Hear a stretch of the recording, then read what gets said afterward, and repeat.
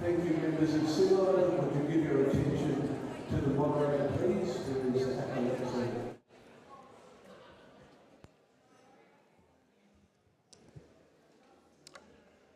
Thank you, Mr. Synod. Just want to also remind you that the ballots are now closed at 2 o'clock. But now at this particular time, it is my honour to be able to invite Auntie Esme Pemblett, also Reverend Will Pickett and Alison Overeem to come to the stage.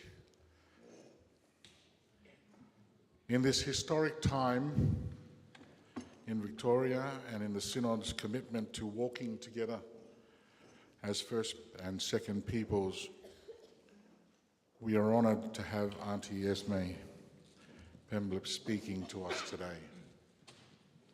Auntie Esme Pemblett from the First Peoples Assembly and is a Bangarang Tangarang and Wiradjuri woman connected to many families in Victoria and New South Wales. She is also a pastor of the Barak Christian Ministries. As well as her lived experience as an Aboriginal woman, she has been involved in Aboriginal affairs for over 50 years in various capacities. So I invite us, Synod, to hear deeply and provide a space in which you can come and share. And so I invite now Auntie Esme to come and speak to us.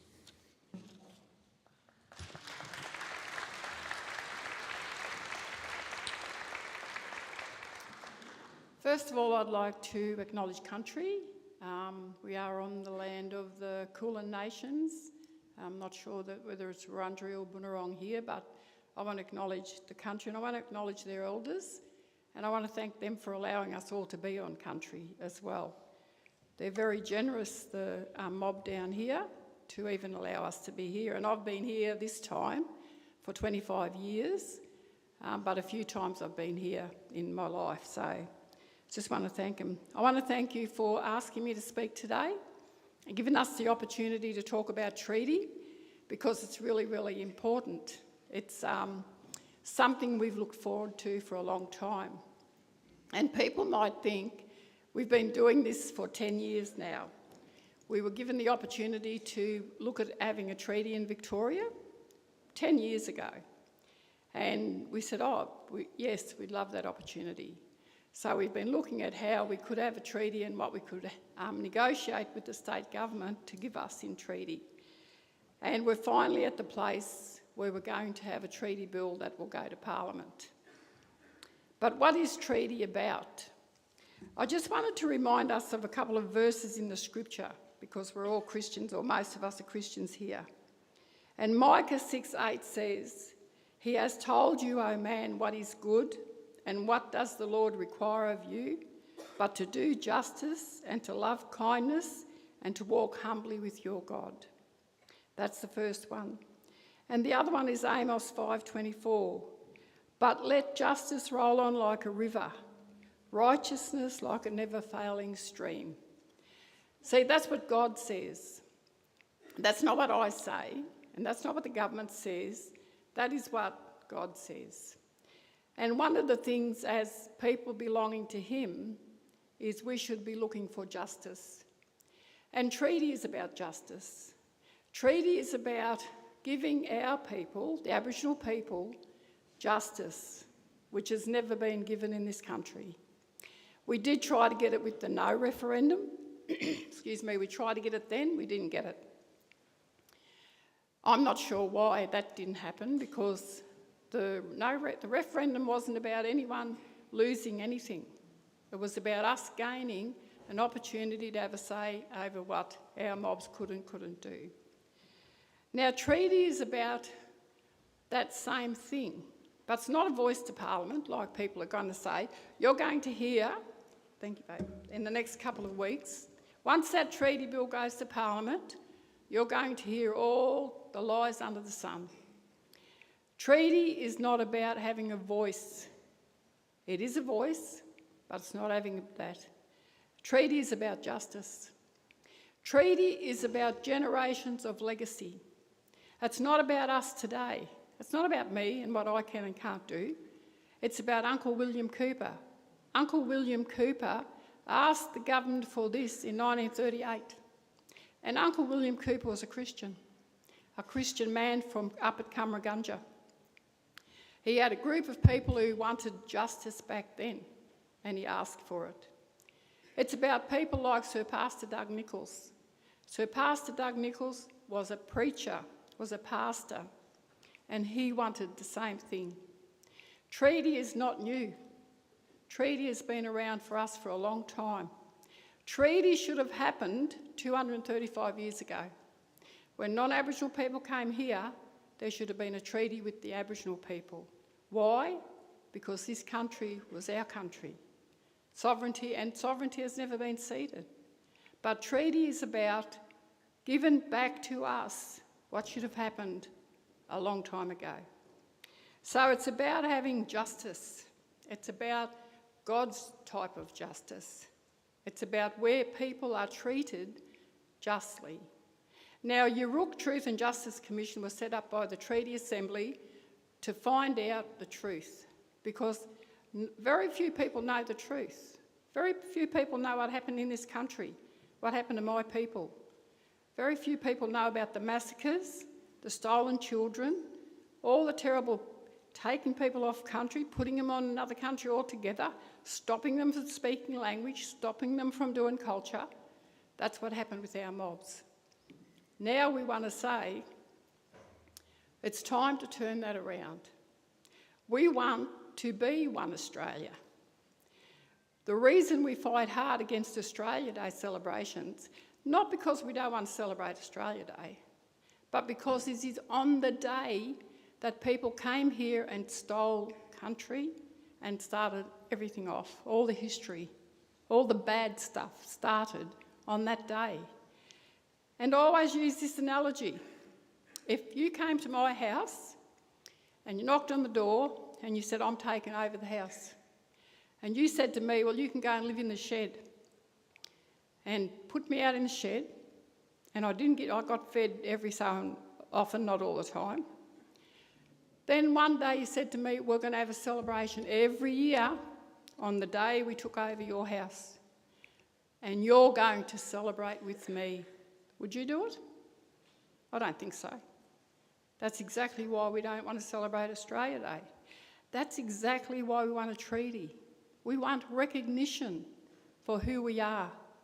We want recognition as the traditional owners of country. And treaty is about that. Treaty is about saying, we recognise you. You're worth something. You have a legacy that we can all share. You know that my culture is an amazing culture. And as a Christian, I'm asked this question. People say, how can you be an Aboriginal woman and be a Christian? Hard question, no. I said, God called me as an Aboriginal woman. He didn't call me as anything else. I was Aboriginal. And he said, come, join me. And then I put him first, and everything else goes second. But treaty is a legacy from our mob. And what will treaty do? Well, to be honest with you, we can't get a lot. The government's not actually very well off, right? So you can't get something when they're not well off. What we can get is a say over what happens for our children. Do you know that 30% of our mob in Victoria, 30% of our mob are in the criminal justice system? 30%, and we are 1% of the Victorian population and 30% of the prison population. Why? Poverty is one of the reasons. Unemployment's another. Lack of educational skills is another. And yet we haven't had the say over those things. We're not the reason that all those things are bad. We've never had the say. So what we want to do is really say, righto, we know what the issues are with our mob, and we know how to make things more positive. We don't get funding for proactive things. People think, by the way, let me just say now, we don't get free houses, and we don't get free cars, and we don't get free this and free that. We don't. We are not. People think we do, we don't. So we want to have a say, and we want to say, what will work? How do we keep our young people out of the youth justice system?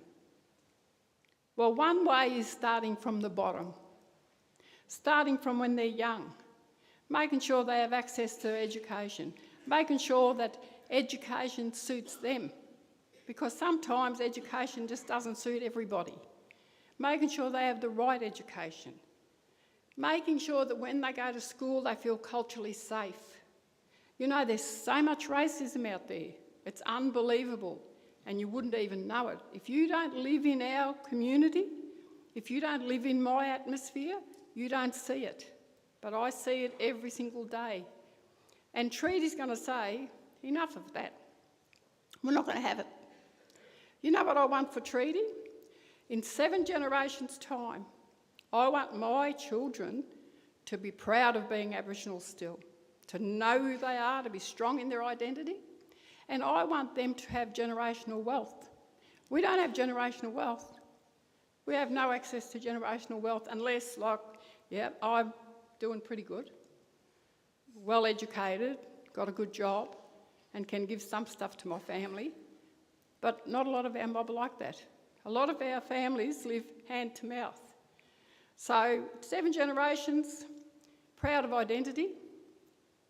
I want to have my mob able to say that they have got generational wealth. I want them to be a part of a society that accepts them for their culture and who they are, and don't fear it. Your strong Aboriginal people were happy. That at the moment it's really very difficult for our children when they are constantly put down because they're Aboriginal. The other thing I want them to recognise is being Aboriginal doesn't mean you have to be black, because if it does, I'm in trouble. It's who you are. Inside. Do you know that we've got the best kinship structure? We care and share about everybody. We love them. All our mobs can come. They can come and get a feed at our house anytime. Come and get a bed. I call a mattress on the floor urban dreaming, because it is. The mob can come and you say, all right, we'll put a mattress down for you. It's fine. We have a lot to share, a lot. Our culture is amazing. And yeah, I know the church has been a little bit wrong. The church has said that culture, there's a lot of satanic stuff in culture, and but not everything is satanic. And yeah, even in mainstream culture, you've got some satanic stuff going on. Just saying. You need to look at that. So, we make assumptions as a church. I'm a Christian myself. I've been a Christian since I was probably 8 years old. And I know there are things my kids call me, over suspicious, because I was like, I said to my grandkids, because they come and stay, and I said, what are you watching? Is that demonic? They're like, Nan. And you know what it was? It was that demon pop thing, that show. But they hunt the demons, the girls. I was like, you're not watching that, turn it off. So, we can be over the top. There are so much in my culture that's good. And this treaty will allow us to show you that. It's about setting up an institute. Like at the moment, we don't have anywhere to keep all the things, our valuable information. And it's gone. You can't find it. I don't want it to be not found. I don't want to not know about my ancestors and what they did. I want that to be around forever, so the institute will give us that. the opportunity to look at proactive programs, the opportunity to make our communities feel culturally safe, and the opportunity to celebrate together. The treaty is about all of us.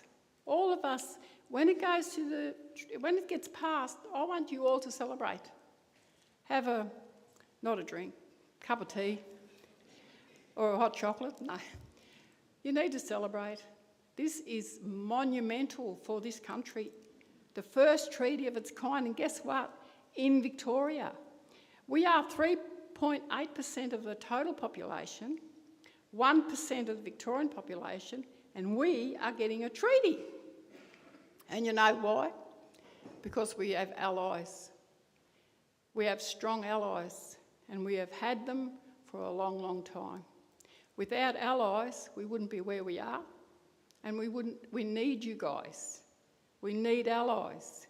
We need people to know about our mob, and we need people to say, it's great, you're great, you're a great addition to us, because we come from everywhere.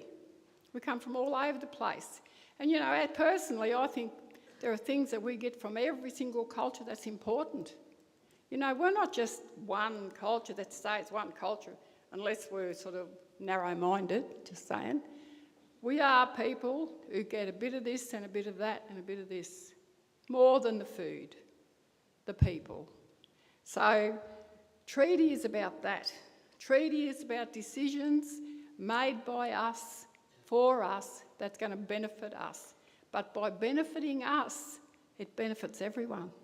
You know, if we cut down that prison population, you know how much money we're going to save? That'll go further in the community. It costs $1 million to keep someone in jail for a year.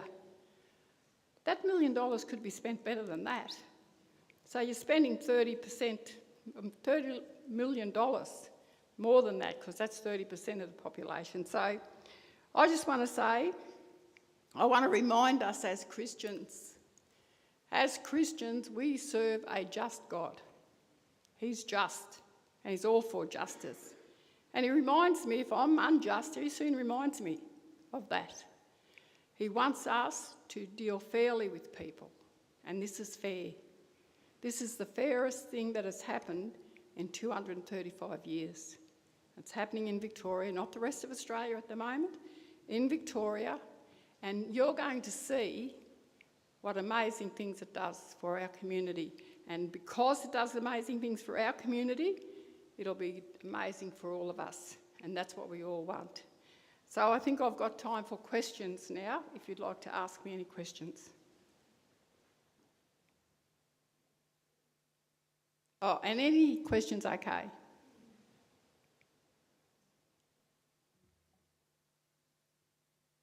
Come on, I never scared you that much, did I? You know, it's one of the important things about our culture is strength and pride. You know, and that should be for everybody. Are you strong in your culture? Are you proud of your culture? Do you tell people how proud you are? Because I'm proud of my culture. I'm strong in my culture. I can go back generations with my family. And the one person that I credit for all of my success is my little old grandmother. She had 14 children. She had, her husband got murdered when the baby was 7 months old. She had to move back to her country, which is Bangarang country. She could not read or write when she got married, when she married him, but he was reading books to her and then he refused to read, so she taught herself to read. She could never write. She made us all go to school, and she has all the credit, besides God, he's first. She has the credit for who I am today, and that's how important culture is. And what she has taught me is to be a strong Aboriginal woman, a strong Christian, a strong advocate for people who are in need, who need justice. She's taught me that strength, and I owe it all to her. So if you guys got no questions, oh yeah? Auntie, my name's Avril. I live on Wurundjeri land. How can we help what's the best thing we can do to support the creation of treaty? The best thing to support the creation of treaty, when there's all that kick-up which is coming about the treaty bill, I want you to be an upstander, not a bystander. Too many people are bystanders, but you need to be upstanders. And when somebody tells a racist joke or something in front of you, you need to tell them to cut it out. When people are being racist, you need to say, stop it. That's a true person, upstander. I heard those, it's not mine, they're not my expressions, but I heard them and I like them, because I think too many of our mobs are bystanders. And I think the church has been a bystander for too long, because we think, don't get into politics. No. If you don't get into politics, look what happens. Bad things happen when you don't get in. You have to have a say, and you can say it as a Christian person. You don't have to not say it. So upstanders, please. Ken Tabart from Carlton Uniting Church. Two questions, Auntie Esme. First question is, when we want to engage with Aboriginal communities, there's a proper way of doing it, and I wonder if you might give us some guidance about the best way to do that. Question one. Question two is about my congregation, which supports what you might know as the Indigenous Hospitality House, and we need some help from your area, please. I think the first thing is that you need not to be scared to engage. And I think you need to understand, if you look at the URUK recommendations, there's 101 recommendations, the truth-telling process, how mob have been put down for that long that they're a bit wary of people. So I think you need to give them time. But there's plenty of Aboriginal organisations, plenty. So those organisations, and there's LAECGs, local Aboriginal education consultative groups. There's a big, wide network of Aboriginal people in Victoria. It's just a matter of finding somebody to open that door. But if you really want to find somebody, there's the Aborigines Advancement League, which is my organisation, and there's the Victorian Aboriginal Education Association Incorporated, and there's another really good way, it's called Google. He's brilliant. And yeah, the hospitality, we talk about that. Paulo Kwajakwan from the land of Yoda Yoda and from Benalla, northeast Victoria. Bangarang country, yep. Before I ask a question, I want to elaborate a little bit further. 2010, I happened to be working with the Aboriginal as a community liaison officer, and I came to be a friend of an elder called Uncle Patrick and Andrew. They are based in Dandenong. Sometimes we joke and they call me, "Hey, you black fellow."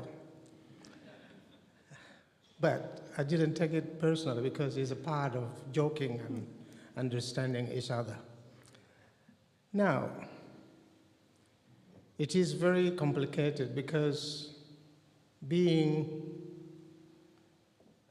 isolated, we ourselves in Sudan, I'm originally from South Sudan, and Sudan become two countries because of that, because of not having inclusive nation.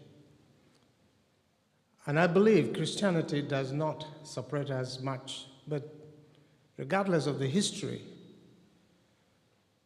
now it is a political process that divides people actually, politics, and in that politics there is fear of the other.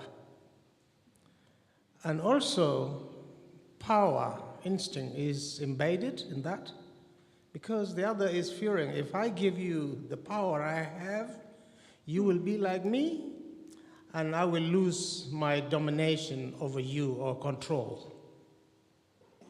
That is the bottom line of that.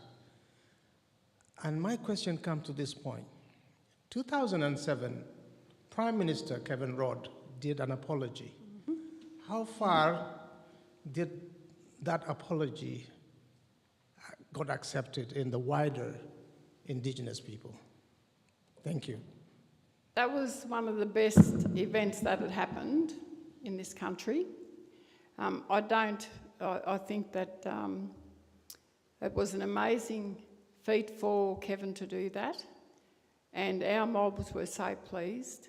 And you know, we had this big event at the Aborigines Advancement League, but when you saw everyone on TV, and our mobs were just crying because they had spent their lives waiting for that apology.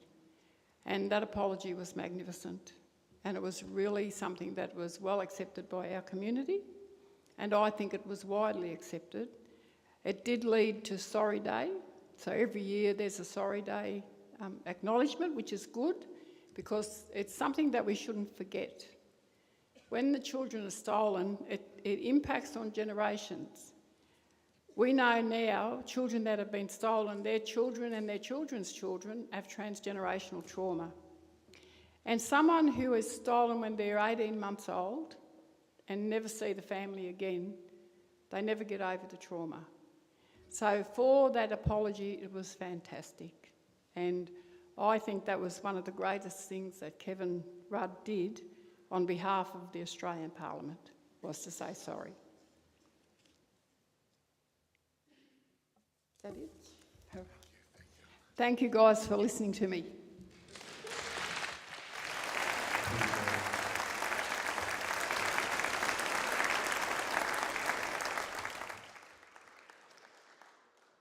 Auntie Esme, we probably tread carefully in these spaces because we know we are on stolen land. Words are difficult to find. But in this house, in this synod, we have a theme of pilgrims of the Spirit, a spirit that holds us accountable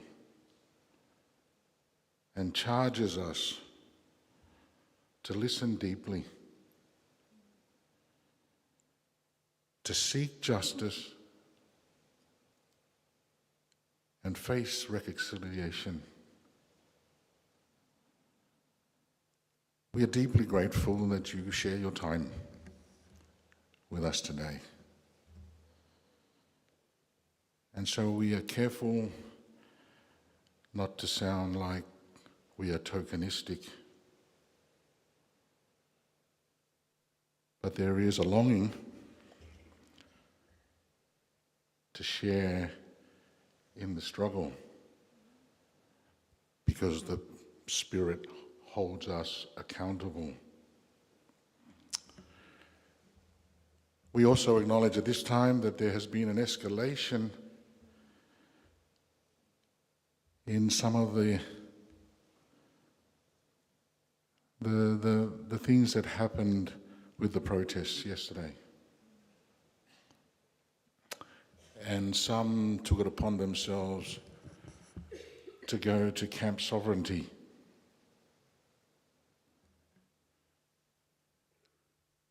Something that the Spirit will not allow us to let go of, but to bleed and to hurt and to grieve what has happened there. These are strange times, but in offering you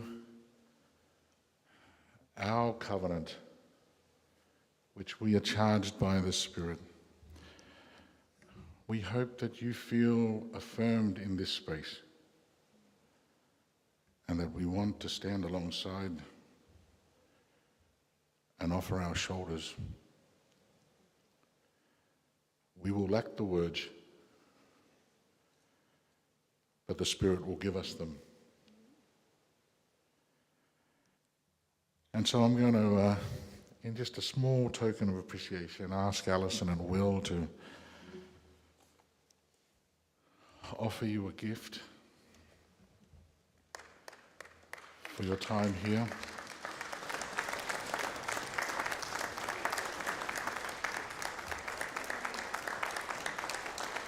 And then I'm just going to ask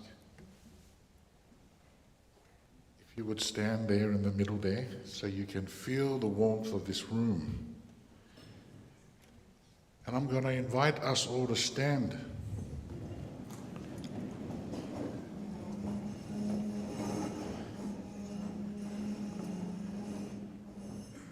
And draw on the Spirit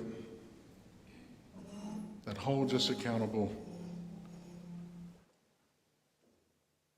and unites us in this time.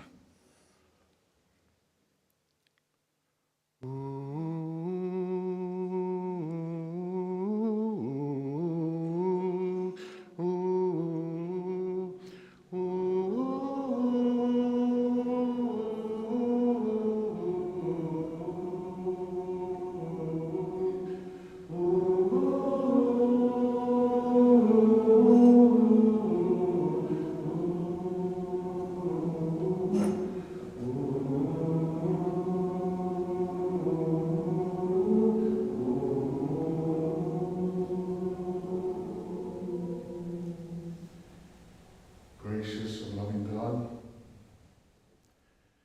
when there are no words to be spoken, allow your Spirit to fall on us. Hold us, keep us accountable to the ways in which you lead. Continue to speak to us in the wisdom and the words of our first peoples. And hold us in your love and your grace. In Jesus' name we pray. Amen. Thank you.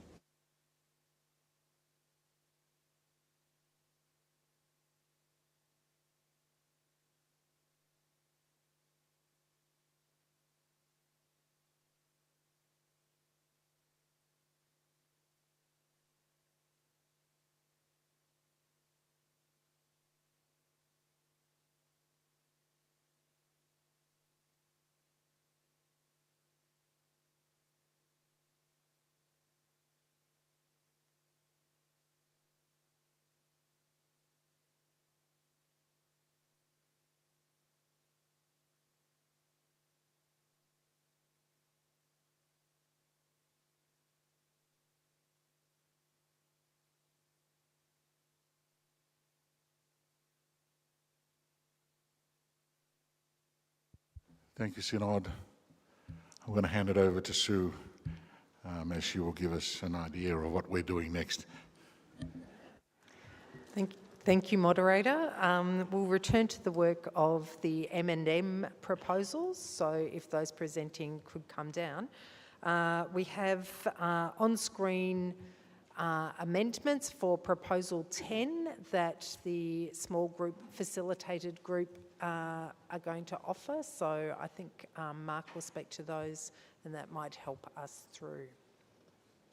So we'll start with Proposal 10 with the on-screen amendments.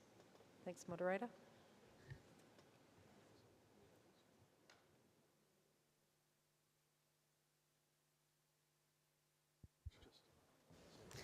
Moderator. Thanks, Carol. You're welcome. Moderator. I'm Carol Boyce. I'm from the Loddon Mallee Presbytery and I live on the Wemba lands. And it's my privilege to be here today. There were a number of small but important changes to the wording of the proposal that was put to you before lunch. And the conversation was, I think, rich and very compact in its bringing together. So we'll have we got them up on screen? Yep. The first one relates to the very first Synod resolves to call on the Commonwealth Government to further regulate the food industry in the following ways. Point 1, to implement additional measures that make informed healthy food choices easier for people to make. Part 2, implement measures to curb excessive food consumption and waste that is detrimental to the natural environment, human health and sustainability. Point 3, heavily restrict the harmful marketing of foods, especially to children. That encompassed a lot of the comments that were coming after this had been originally put to the floor. We then go down to number 9, which is about the breast milk substitutes. So legislate to implement in Australia the World Health Organization International Code of Marketing of Breast Milk Substitutes and subsequent relevant World Health Assembly resolutions relating to the marketing of breast milk substitutes.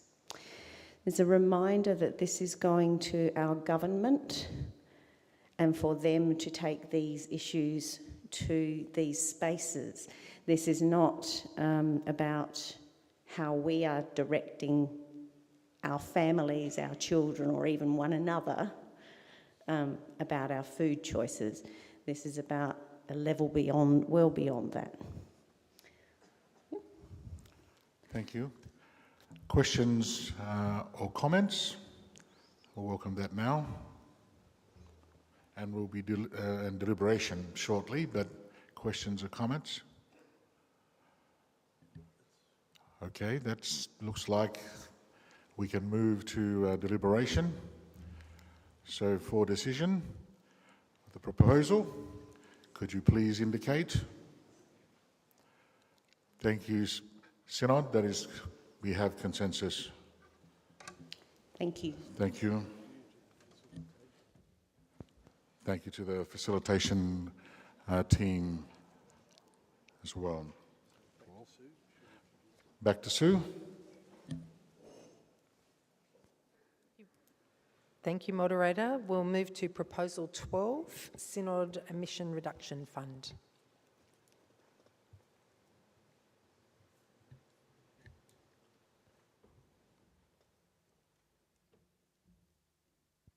Thank you, Mark and James.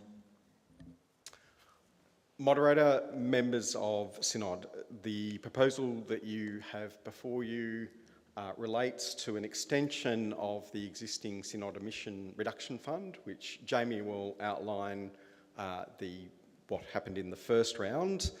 The proposal as it stands going forward, though, would open up, make available an extra $100,000 provided from the Synod Ministries and Operations, but only if it's matched dollar for dollar from contributions from other parts of the church. That would mean presbyteries, congregations and other sources feeding into the fund, which would then facilitate further funds being freed up through Synod Ministries and Operations.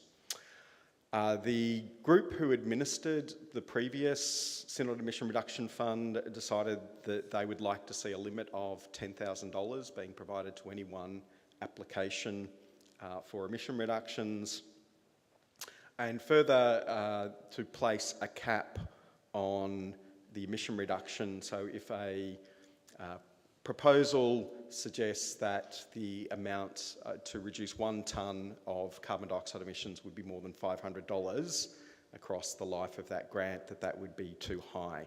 So that was based on the previous applications.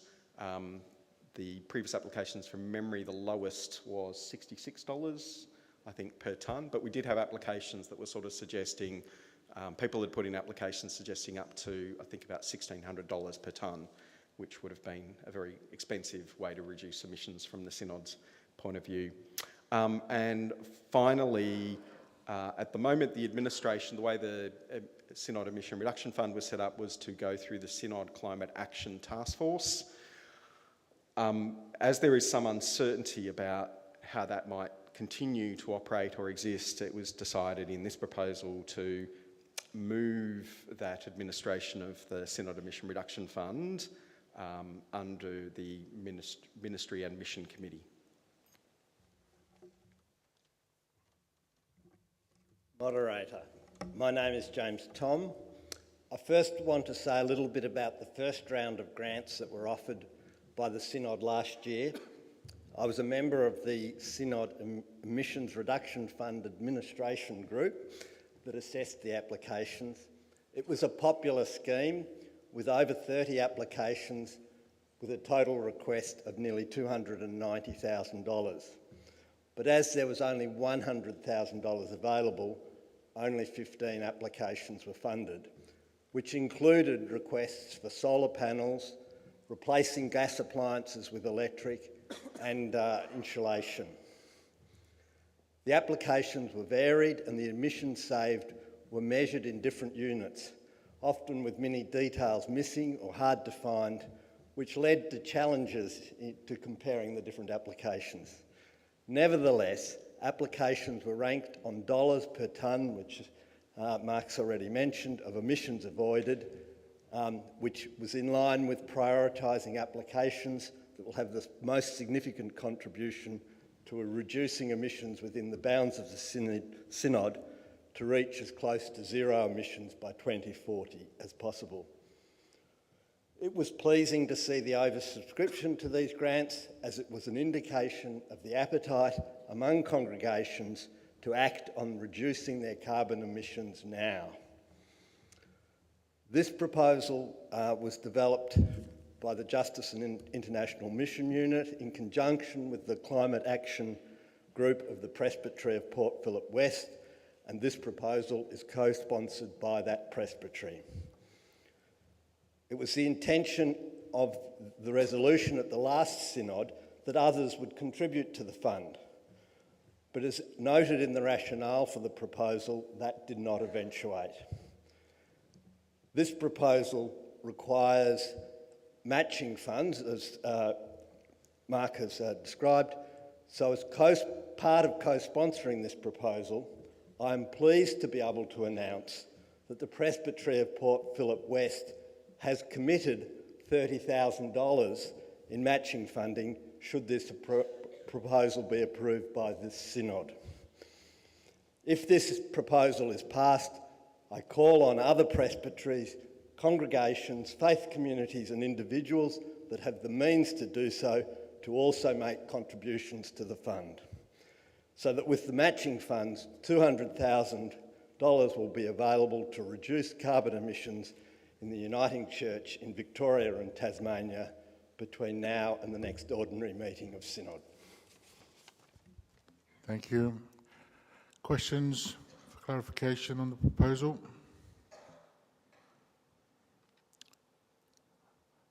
Okay, that feels like we are ready to go to decision. Can I ask the Synod to indicate for decision? Thank you, we have consensus. Thank you, Mark and James. I'll hand it over to Sue again.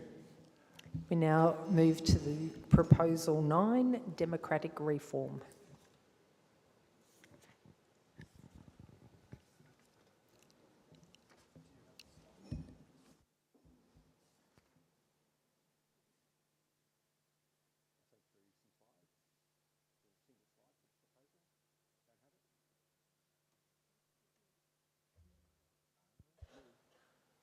Just take a moment, Synod, just to chat in table groups and then we'll get back to you. Run without it, that's fine. Sorry, my apologies. Moderator, members... Hang on. Please, Synod, we'll have your attention. Thank you, Mark. Moderator, members of Synod. What I was just asking about was a particular slide which I'll refer to shortly. One of the things the Justice and International Mission Cluster has been working on is a growing concern around inequality. And inequality was something that the original statement to the nation, the inaugural statement to the nation from the Uniting Church, raised concerns about even back at that time. And as our concern for other people, growing inequality has many negative impacts on a society. It undermines trust, it feeds polarisation, in addition to obviously creating a sense of relative poverty, if not feeding into absolute poverty. It also concentrates political power in the hands of those who have wealth. The slide that I was going to show you is the growing levels of inequality. So here you can see, this shows the red line being the pre-tax income of the top 10% of income earners in Australia, and the blue line being the income of the bottom 50% of income earners in Australia pre-tax. And this is matched globally. So what you had globally was from 1920 to about 1960, there was a convergence, inequality decreased, financial inequality decreased.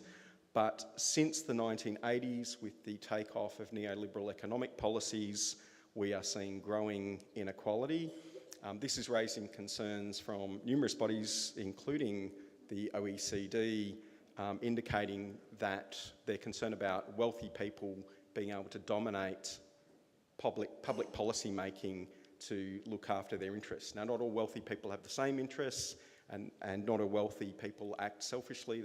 I'm not suggesting that, but this should be of concern to us, because while this graph here, there is a slight decrease in that growing inequality which occurred around COVID. COVID had a slightly levelling of inequality.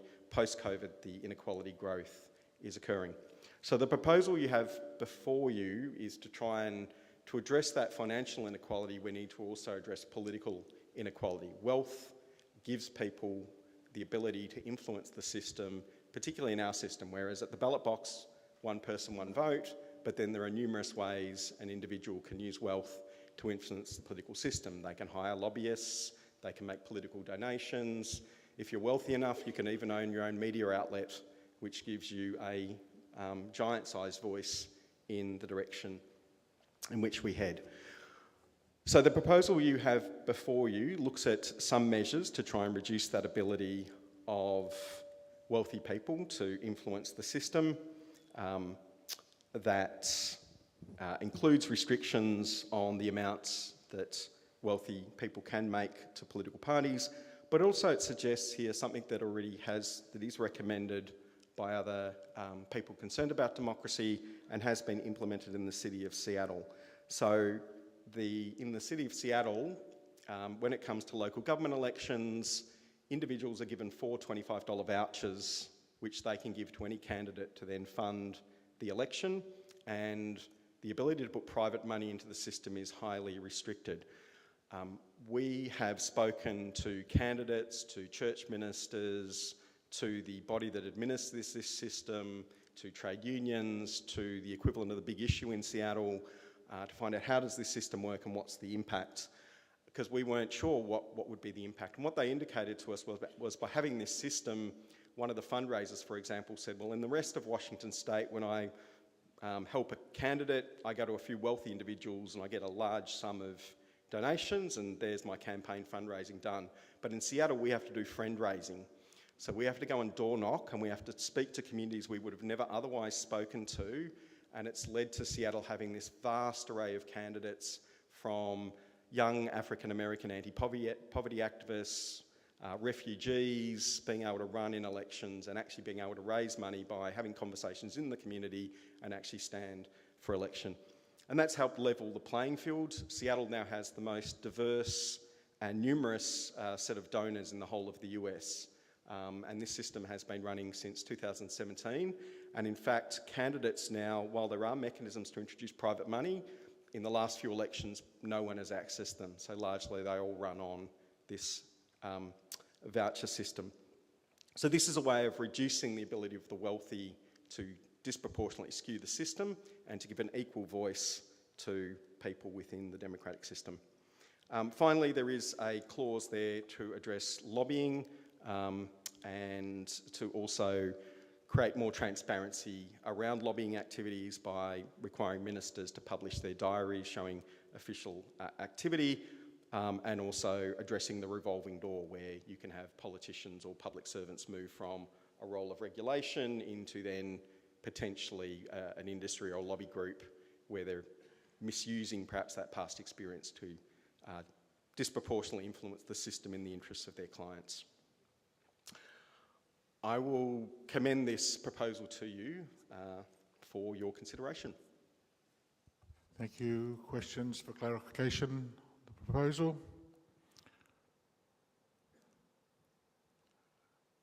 Well, are you ready to... Oh, there is a blue card? A yellow card, yes. Please come forward.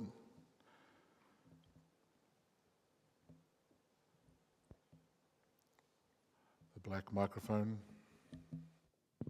Mark, I wonder if there's an opportunity in not just lobbyists being required to declare how much they're giving or received, but if all candidates for election are required to put up a running lifetime, on-time monitoring of who's donating and how much.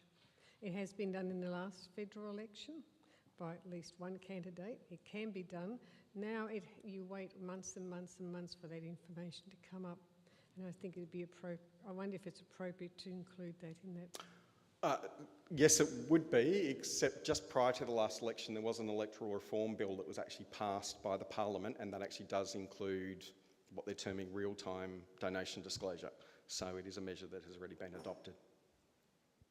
Red microphone. Thanks, Moderator. John Diprose from Gunditja Land and from the Property and Operations Committee. Mark, are you aware that in South Australia, let me digress, I'm not particularly interested in what the US do, particularly on a lot of things, but in South Australia... Sorry, questions for clarification on the proposal? Well, is he aware that in South Australia the contributions to election funding has been capped? Yes. So the critique of the South Australian legislation, though, is it is still very tied to after the election, the candidate receives funding based on the number of votes they got at the election, so it's post the election. That does tend to favour incumbency, so if you're the incumbent Member of Parliament, that system of post-election funding does tend to favour that. It does make it harder for people who wish to stand against an existing candidate to stand. So that is one of the issues about balancing out, can we make the system fairer in terms of people having more of an equal say in the political system, but also being mindful of not unduly favouring those who are already been elected. Black microphone.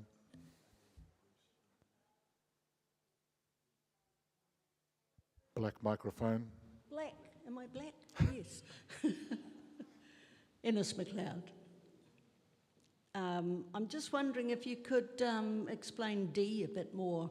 I'm not sure. Did I fall asleep at that stage, or could you please? Yeah, sorry, you're right. I didn't specifically address that. So this goes to seeking to further build commitments that governments across Australia have already made. So at the federal level, you will find there is a document that talks about how public servants should engage with the community around the design of policy. And it argues the default position should be co-design. Now, a co-design system can be one of two ways. So co-design can be, you sit at the table with us, help us make the decision, but at the end of the day, we will still be the body that makes the decision at the government. There is a second version of co-design where the people affected actually design the thing and the government implements it. So it's actually further decision making. So that is supposed to be the default. Often what happens for the public service at the moment, though, is for a variety of reasons, and the government's done a study of this, which is they lack confidence in the community having expertise, or they don't value that lived experience that people might have. They tend to talk about co-design, but in reality what the people experience is more, tell us your opinions and then we'll make the decision on your behalf, which is kind of really just consultation. So this tries to cement more of the notion that we're going to get a better democracy, and there is lots of evidence that people become a lot more confident about their democracy if they feel they're having say in the design of things that affect their lives. So that's what D is trying to do. Red microphone. Black microphone. Moderator, James Tom. I was just wondering why it's only asking the Australian government, and if I've understood the thing correctly, it's not asking the Victorian government or the Tasmanian government, and given we're a synod of... I think the issue for Victoria would be we have already a highly capped system in terms of political donations.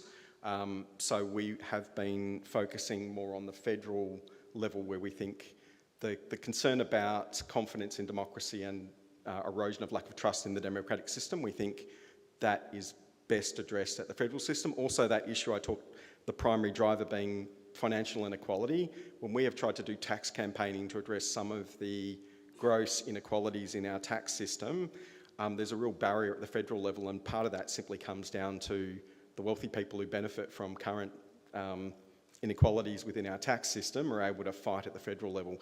And that, given states don't look after those sort of tax systems, that's why we think the priority should be on the federal at this point in time.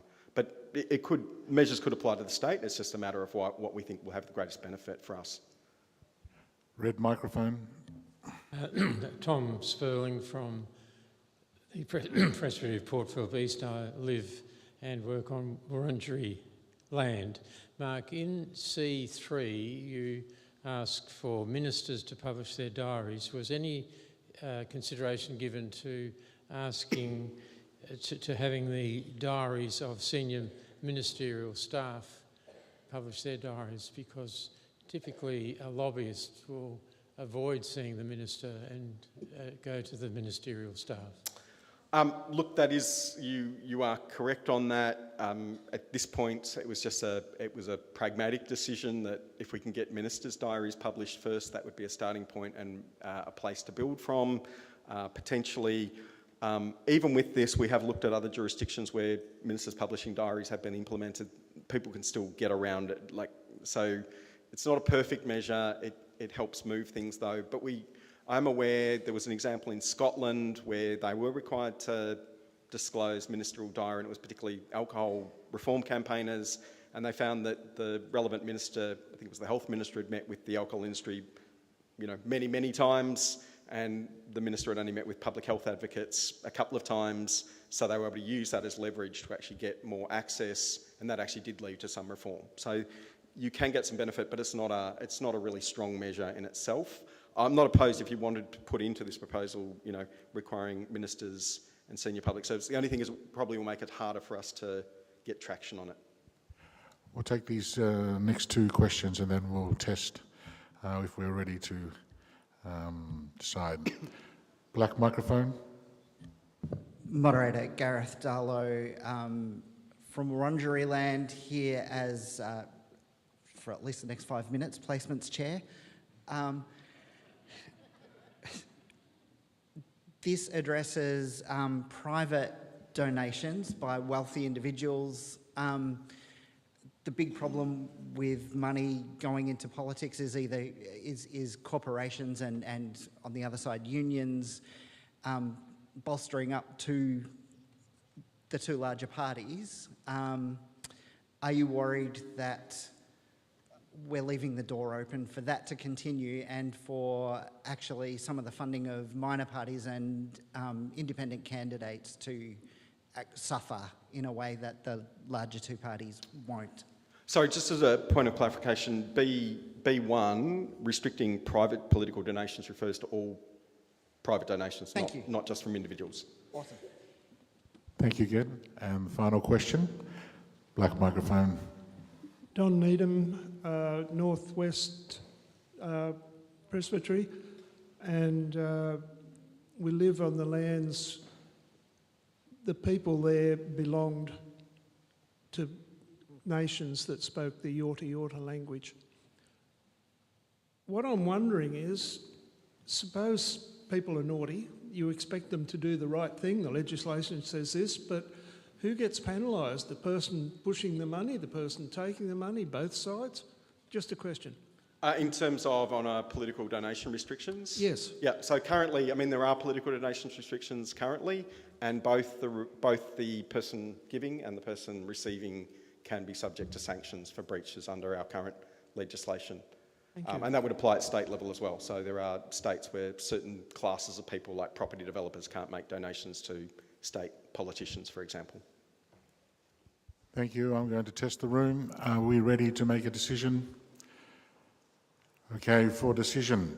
There's a couple of blue cards. Would you like to say something? Those who are holding cards.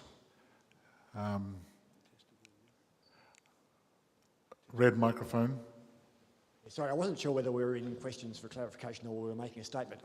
My concern about the funding issue is the allowance of new players into a system. I think I'm along the same... Can you just introduce yourself? Sorry. Bruce Misson, Presbytery of Port Phillip West. Sometimes I live on Wurundjeri land and other times I live on part of the land in Lutruwita. Yeah, my concern is in funding terms, similar along to the lines that Gareth was talking about, but new players in the political system require resources to get in there. And probably many people in the room object to the sort of resources that got the Yellow Party a lot of publicity. They'd probably then demonstrated how not to use wealth to get political power, but many of us probably do support the Teal Party, well not party, but the Teal candidates, having support to get their voice heard. So my concern here with the funding thing is making sure that the rules we put in place don't entrench the parties that are already in power. And I know you've partly answered that question, but I still have a concern that we are closing out people who aren't in the system already. So just to, in the way that we've looked at this, so we have looked at that design. So currently the system works that if you are a new entrant into the system, really the only way you can enter this system is you have very large wealthy donors providing some base of that, and that is true of, I think you're referring to the Clive Palmer initiatives, and you also, but it's also true of the Teals. So if you look at the Teals funding model, yes, they have raised money from a lot of small donors as well, but initially they're funding based to enter the system. The whole point of this is to actually create a more level playing field, because what we looked at in that system around democracy vouchers, and this is covered very if you want to look at far more detail, I talked about the Seattle example. There is a book by a French economist, Julia Cachet. She's wrote the book The Price of Democracy, and she goes into great details about how democracy vouchers would work. The issue there is because you actually go out and it's the voters who decide how much funding you get, it makes it easier for new candidates to come in. It also provides a safeguard against some crazy person wanting to say, well, I want to stand for election and the state should give me money. The only way that can happen is if they can get enough people to do it. So it does actually provide also a safeguard. You have to have at least a legitimacy with the electorate to be able to stand. Red microphone. Just as a follow-up question, did I miss the bit about democracy vouchers in the actual proposal? I did talk about them, the system in Seattle. So it's B2, implementing a system where all Australian citizens can make a small government-funded donation to a political party or candidate of their choice before an election. Thank you. I'm going to test the room again. And could you please indicate if we are ready to decide? I acknowledge and recognise there are 2 blue cards in the room. Would you like to speak? Okay.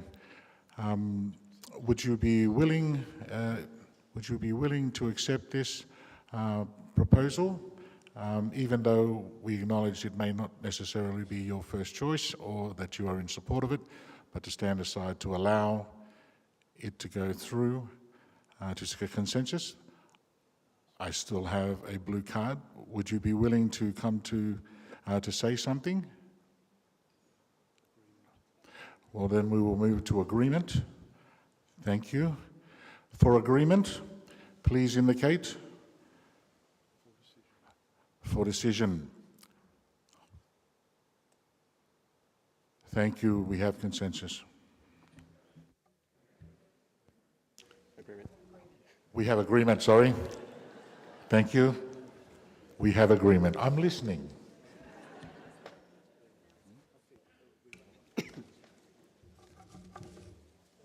We've only got 5 minutes, so let's move to election results. And just give me one moment and I'll get back to you.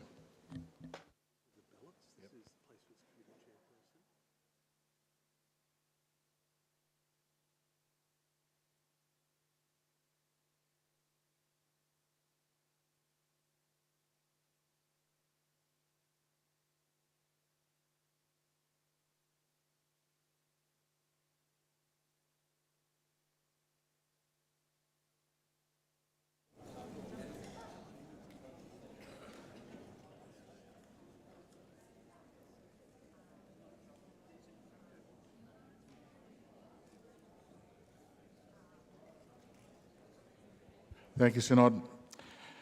So the election results of Chair of Placements Committee, Reverend Gareth Darlow, has received well in excess of 60% of votes and is elected.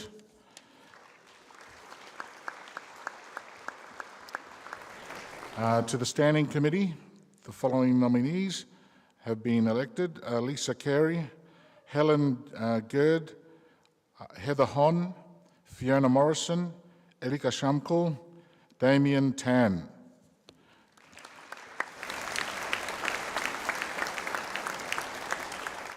And for the Property Trust Victoria and the Property Trust Tasmania, the following: Mary Jane Crabtree, David Fotheringham, Helen Geard, David Rowe, and Joe Verity.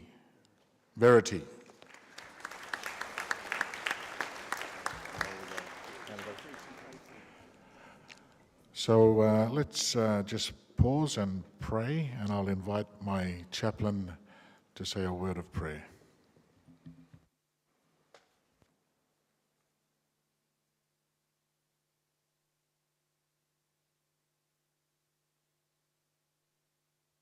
Loving God, thank you for these names, and thank you for the people that have been willing to serve church and serve you. Lord, that you be with them